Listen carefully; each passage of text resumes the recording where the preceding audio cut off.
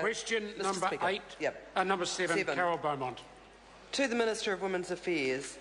Does she have confidence in the Ministry of Women's Affairs, given their 2013 annual report shows that 6 out of 7 policy outcomes have stayed the same or gone backwards in the last year, and if so, why? Honourable Joe Goodhew. Mr. Speaker, yes, I do have confidence in the Ministry of Women's Affairs.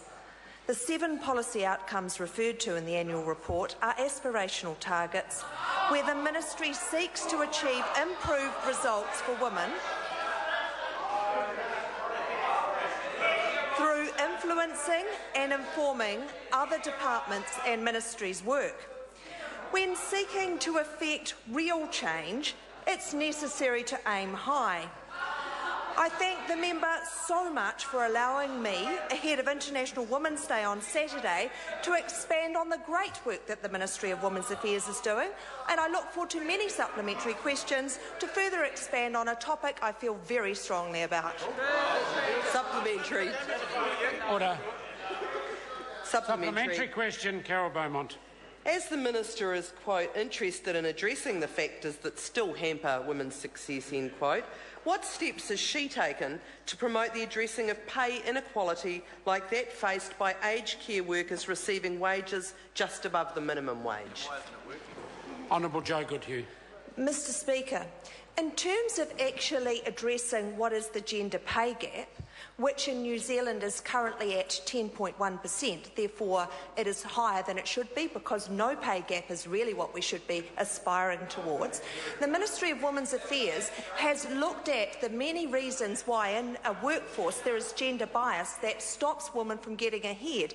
Additional to that, there are tools, and I'm going to give you one very good example, tools that will actually make sure that young women choose to be in non-traditional areas of work, and I can use as a good example the Occupation Outlook app that the Honourable Stephen Joyce has actually launched, which gives women the opportunity to see how they can improve their incomes by choosing the sort of qualification where they'll get a good income and they can have a pathway that leads to them having a higher income.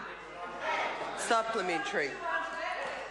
Supplementary question, Carol Beaumont. Thank you, Mr. Speaker. What efforts has the Minister made to advise her colleague, the Minister of Labour, about the issue of equal pay for work of equal value, which would lift women's wages and improve their economic independence?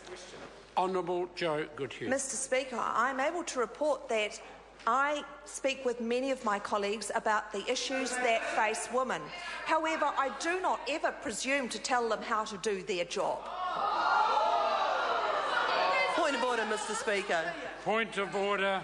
I fail to see how that answers a very specific question about talking to the Minister of Labour about equal pay for work of equal value. Well, no, I think on this occasion it actually did address the question. I will. What we'll do to move the thing forward, I will allow the member an additional supplementary question. But in my mind, that question has been addressed. I accept not to your satisfaction, to the member's satisfaction. Supplementary question, Carol Beaumont. Thank you, Mr. Speaker. What assurances has she sought from her colleague, the Minister of Labour, about the gendered impact of changes to collective bargaining which could lead to a driving down of wages for women workers? Honourable Joe Goodhew. Mr. Speaker, I note that the member talks about a hypothetical possible result. I have many conversations with my colleagues about outcomes improving for women, and these conversations will continue. Supplementary question, Carol Supplementary. Beaumont.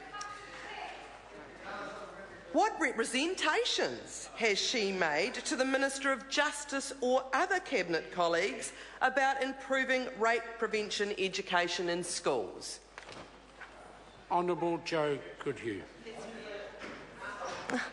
Mr. Speaker, what I'm able to say is that amongst colleagues we are looking at every avenue in terms of addressing sexual violence, and that includes talking to other colleagues, including the Minister of Education, the Minister of Police, the Minister of Justice and other ministers about across the whole spectrum. This is a government that has set a better public service target to reduce crime and violent offending, and we have seen The member may not be interested but may not realise that women are overrepresented in the statistics, and we have seen real change, a real lessening of violent crime, and at the same time we're able to say that that means many women are better off. Order. Supplementary question, Sue Moroney. As we prepare to celebrate International Women's Day this weekend, will the Minister vote against the second reading of my bill to extend paid parental leave to 6 months in Parliament next week, and thereby keep her record intact as being the only Minister of Women's Affairs in New Zealand to ever have voted against paid parental leave? Insofar as there's ministerial responsibility, the Honourable Joe Goodhew. Mr Speaker, insofar as I have ministerial responsibility, what I can say as Minister of Women's Affairs is that the current government is looking at changes to the number of weeks under paid parental leave. However, this is a government that seeks to actually balance the books, unlike the previous government. And in doing so, we have to make difficult but necessarily fiscally sound and responsible decisions, something that certainly did not occur to the previous government. Question number 8, Scott Simpson. Thank you, Mr.